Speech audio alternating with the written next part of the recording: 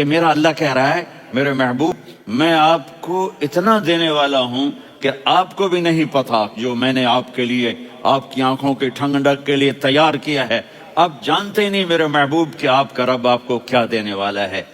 اگر ہوتا نا وَلَسَوْفَ يُعْطِيكَ رَبُّكَ ثُمَّ تَرْضَىٰ، میں آپ کو دوں گا پھر آپ راضی ہو جائیں گے، بالکل مطلب اور ہو جاتا.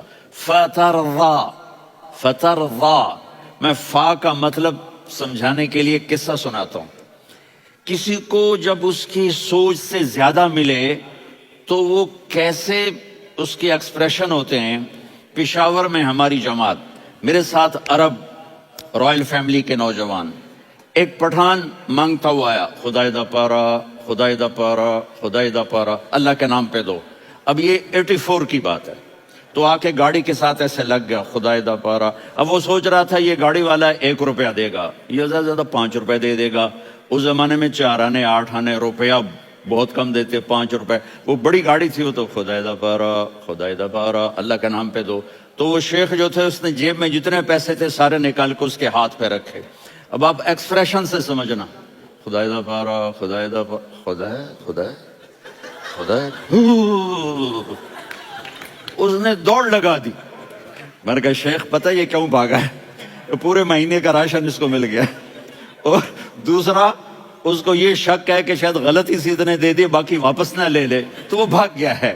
یہ ہے فا، فترضا. میرے محبوب آپ کا رب آپ کو اتنا دینے والا ہے آپ سوچ بھی نہیں سکتے. علم یجد کا یتی. اب پیچھے یہ صورت آئی کیوں؟ آپ پر وحی بند ہو گئی اور آپ اداس ہو گئے، اور قریش مکہ کہنے لگے وَدَّعَهُ رَبُّهُ وَقَلَا، اس کا رب اس کو چھوڑ گیا، اس پہ ناراض ہو گیا.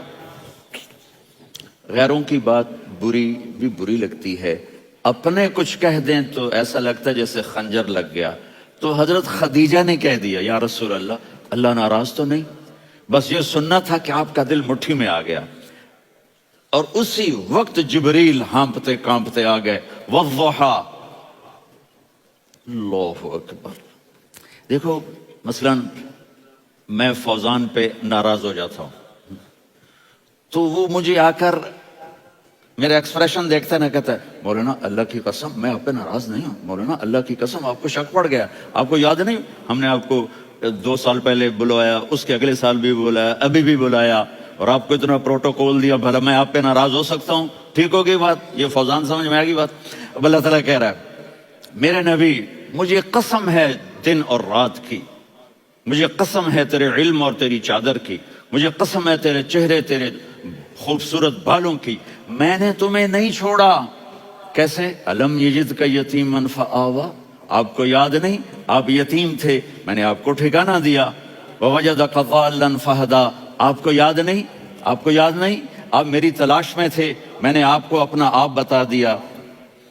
ووجدک عائلا فاغنیٰ، آپ کو یاد نہیں کہ آپ بڑی تکلیف میں تھے اور کمی میں تھے تو میں نے خدیجہ سے آپ کی شادی کروا کے آپ کو مالدار بنا دیا.